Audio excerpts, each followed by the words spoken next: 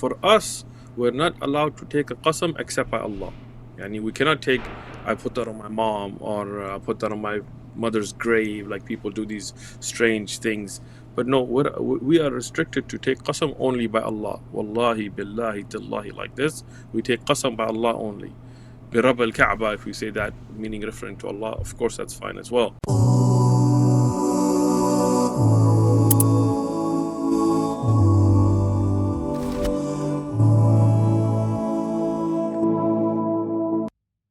أعوذ بالله من الشيطان الرجيم فلا أقسم بما تبصرون وما لا تبصرون إنه لقول رسول كريم وما هو بقول شاعر قليلا ما تؤمنون ولا بقول كاهن قليلا ما تذكرون تنزيل من رب العالمين ولو تقول علينا بعض الأقاويل لأخذنا منه باليمين ثم لقطعنا منه الوتين فما منكم من أحد عنه حاجزين وإنه لتذكرة للمتقين وإنا لنعلم أن منكم مكذبين وإنه لحسرة على الكافرين وإنه لحق اليقين فسبح باسم ربك العظيم. Subhanallah, what a beautiful few verses of the Quran. And here Allah subhanahu wa ta'ala, He begins by explaining that He takes a qasam. And this is something that Allah subhanahu wa ta'ala takes an oath by, that what you see and what you don't see. And Allah subhanahu wa ta'ala in the Quran takes qasam by many of the things of His makhluk. With the qalam, Allah subhanahu wa ta'ala takes with duha, Allah subhanahu wa ta'ala wal asr, repeatedly. And that's the right of Allah to show an emphasis. For us, we're not allowed to take a qasam except by Allah. We cannot take, I put that on my mom, or I put that on my mother's grave, like people do these strange things. But no, we are restricted to take qasam only by Allah. Wallahi, billahi, tillahi, like this. We take qasam by Allah only. Bi Rabb al-Kaaba, if we say that, meaning referring to Allah, of course that's fine as well. Allah subhanahu wa ta'ala takes qasam by many things in the Quran. When He takes a qasam, then you should know it's something very important that's going to be talked about. It should grab your attention. Just like if I'm speaking to you and I say wallahi, like if I say that, that means what I'm going to say I'm 100% sure about, and it's something very important. Otherwise, you're not allowed to just throw the word Allah with the qasam without there being something important about it, So here when Allah subhanahu wa ta'ala takes that qasam, He's telling us that this is not the words of a magician or a soothsayer or anything like this. This is a message being brought by a Rasul. And Rasul here is a reference to Jibreel alayhi salatu wasalam, as the Mufassir ibn Kathir and others have mentioned. That Rasulullah sallallahu alaihi wasallam, Muhammad alayhi salatu wasalam, is being told that this is the word being brought to you by a messenger, Jibreel alayhi salam, from Allah. This is not the words of any makhluk.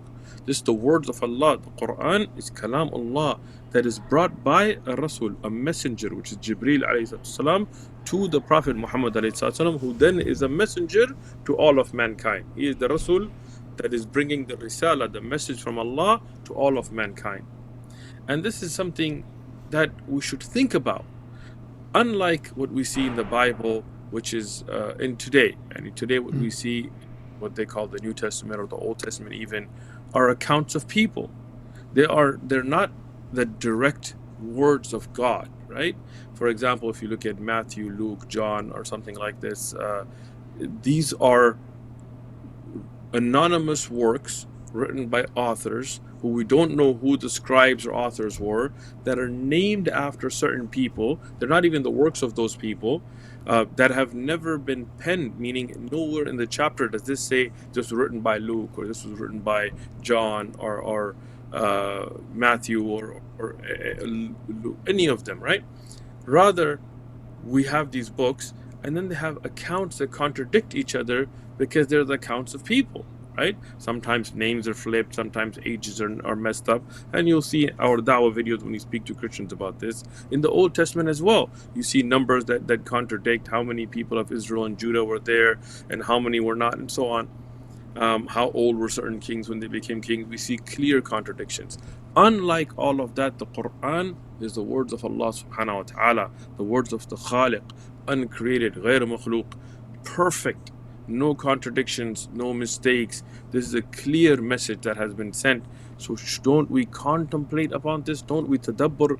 Don't we think about this Quran and the message that's there? Beautiful ayat, inshallah. Yes, so I think, definitely just to begin with, like this whole the whole set of verses is describing how the importance of Quran and the status of Quran, right? And the first one being, as the Shaykh mentioned about, and this is really a beautiful gift, right? Imagine, subhanAllah, if we didn't have Quran, like we don't have access to any sort of message, right? It's just all tampered with, contaminated, what have you, and Allah subhanahu wa ta'ala preserving it. But then it comes back to us from an action perspective, is like, what is my relationship with Quran? Like, am I even reading it from a perspective of what Shaykh mentioned, like just breezing through it, that's it, and my goal is to just finish pages, or am I pausing it, reflecting on it, and thinking about where I can apply, and how much time do I even spend with Quran? And I think that's something for all of us to think about, inshallah. And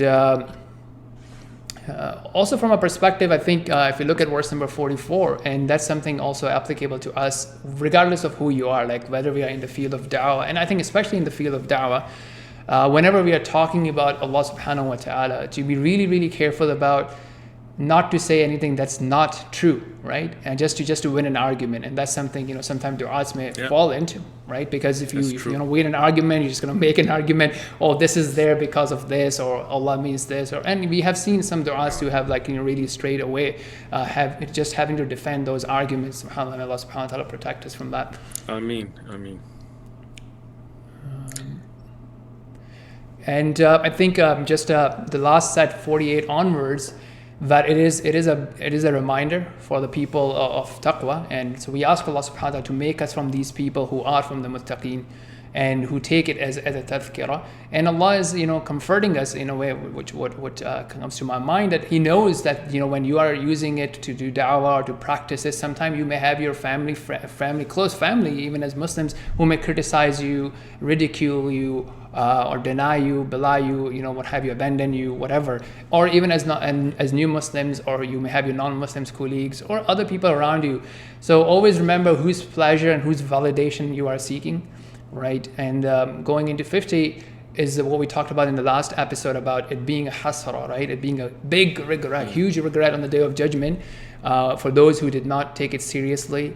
And wrapping it up with 52 is the importance of dhikr of Allah subhanahu wa ta'ala. That is something that can really, really protect us from a lot of harm, waswas, trials, tribulations, give us encouragement to actually do good things. And right now, today, we are surrounded with our phones and different opportunities that you can just be tied all day long with videos or clips or reels or music or series and whatnot.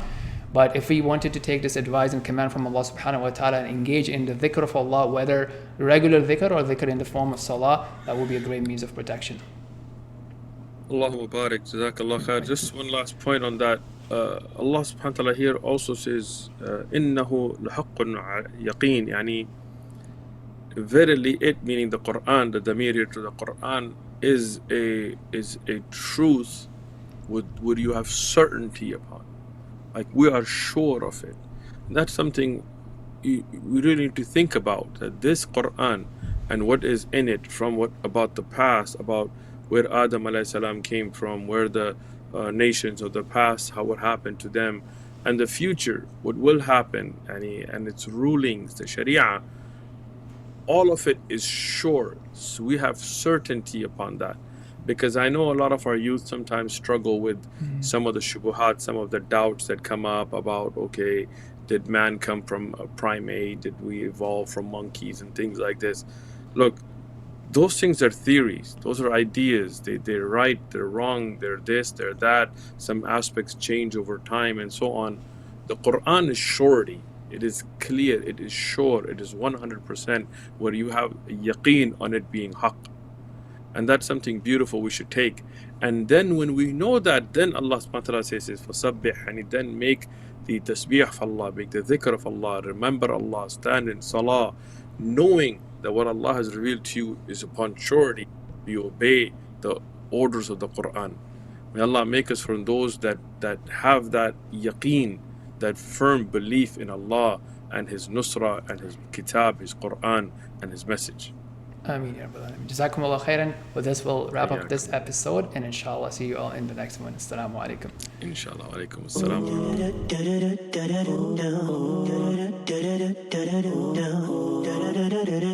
rahmatullah.